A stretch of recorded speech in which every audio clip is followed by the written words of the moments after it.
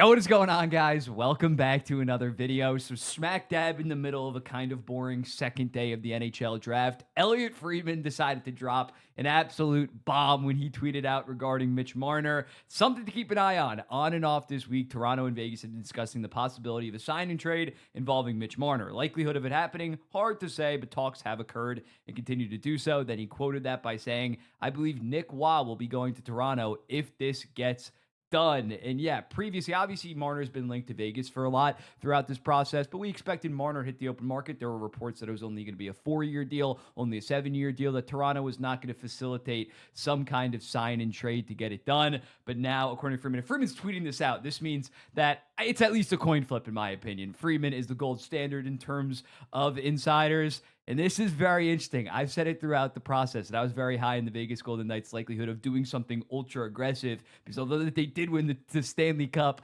just 2 seasons ago, and a lot of teams would probably just play it safe, believe in their core, they are absolutely ruthless. They'll kick a guy to the curb if it means that they're going to improve. Nick Waugh has been there for a while. And yeah, potentially getting a guy like Mitch Marner is definitely appetizing for a team like the Vegas Golden Knights. He fits right in their core right now with their number one center, Jack Eichel, exact same age as him, a 2015 draftee, as well as kind of their number one defenseman at this point, Shea Theodore, who's a 2014 draftee, and Hannafin is a 2015 draftee as well. So these guys in their late 20s, when you look at what this top 9 would look like if they brought in a Mitch Marner, let me just pull it up real quick. It would be disgusting. It would be absolutely gross. The first line, I think you keep it intact just because they have so much chemistry. They were dominant when they were healthy this season. You insert Mitch Marner on that second line with Tomas Hertl, with Pavel Dorofeyev, who had 35 goals this season, like the most quiet 35-goal season in the NHL, in like NHL history. And then the third line, they also re-signed Brandon Saad. So that's going to be Saad, Carlson, Riley Smith as your third line. They were able to somehow re-sign Riley Smith and Brandon Saad for like $2 million each. This might be like genuinely the best top 9 in the entire NHL. I don't think I'm crazy for saying that, especially unless Dallas can re-sign all of their guys, bring back Granlund as well. This is going to be disgusting, and especially with the Vegas Golden Knights, the defensive capabilities of their forwards are so appetizing. Jack Eichel has really developed a long way in terms of his defensive game. Mark Stone's still Selke level. Mitch Marner, of course, is Selke level. William Karlsson is so damn good defensively that this is just such a damn good forward core. And Nick Waugh was kind of a victim of them bringing in Tomas Hertl at the 2024 trade deadline, that he was decently expendable. Now, how would they potentially make the money work for this? Pietrangelo would probably go on LTIR, and you might be screaming right now, didn't we just fix the LTIR loophole? Didn't that come out a couple of days ago that in the new CBA, they're going to fix that?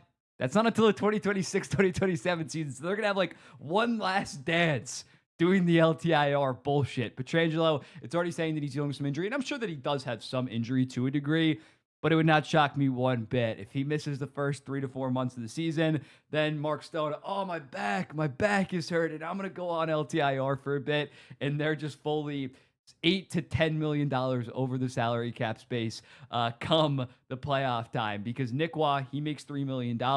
Mitch Marner is going to be around $12, $13 million. I think probably 12.5 is fair for Vegas, given the no state income tax. I don't think he's going to sign for 13.5, probably what he was looking for the Toronto Maple Leafs, especially with Jack Eichel extension eligible this summer. I think they're going to keep that cap hit at a respectable amount.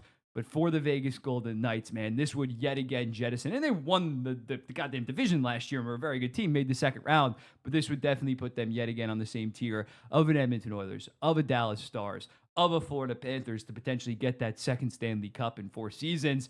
And it would extend their window to a little bit, because Mitch Marner is 28 years old. And I think Mitch Marner, I think we can agree, if he somehow went to the Vegas Golden Knights, like in an instant, he'd have a monster playoff run as soon as next season. Like it's definitely going to happen in terms of just being able to flip the switch and really embrace like the villain role. I know that Toronto's also very much a hated team, but that's more just because the market itself is the biggest market. Him going to Vegas and just fully embracing the villainhood. I wanted to see it. I put Marner, when I said like where I want to see him go, I put Vegas like 7. The people call me crazy. Why not? We need these kind of storylines within the NHL. In terms of the angle for the Toronto Maple Leafs, if you can do a sign and trade, and if you can get a good player like Nick Waugh, I don't hate it at all. When you look at Waugh, he's the last 4 seasons, basically since he got serious time in Vegas, he's been a good 16, 17 goal 40-point third line center, only making $3 million the next 2 seasons. Maybe they potentially get Hage as well, but, or how do you know? I forget how you pronounce that. The defenseman, you know what I mean, the RFA. But if they get this guy, like if Nick Waugh was on the unrestricted free agency market this summer at 28 years old, he'd get a 4x4. So the fact you have him cost controlled for the next 2 seasons, you can make Lawton the fourth line center or Nick Waugh's your fourth line center. You can keep the wing. He's also 6'4". So in terms of a playoff style, and this does open up a lot of money on top of the fact, of course, John Tavares took a very team friendly deal at only $4.3 million. They have $21 million of salary cap right now. So if they get Waugh, that puts them down at $18 million. You give Matthew Nyes $8 to $9 million, and you can go after a Brad Marchand. That's how you get the money to potentially go after a Brad Marchand and Nikolai Ehlers. Someone like that. The center market isn't that hot, and I'm not sure I would fully force it, although maybe John Tavares isn't a second-line center on a legit contender at his age going forward. But yeah, Toronto, by doing this and by the Tavares extension, now have some serious salary cap space to do that potentially. I think Brad Marchand is a real possibility to the Toronto Maple Leafs, and I kind of would like this sign and trade for both teams, considering Waugh is an impactful guy, can pull up his analytics as well. Very good defensively, and again, gives you that kind of production, basically all at even strength. Sorry, it's a little bit weird. Let me slide this over. Yeah, very good defensively, solid offensively. At $3 million.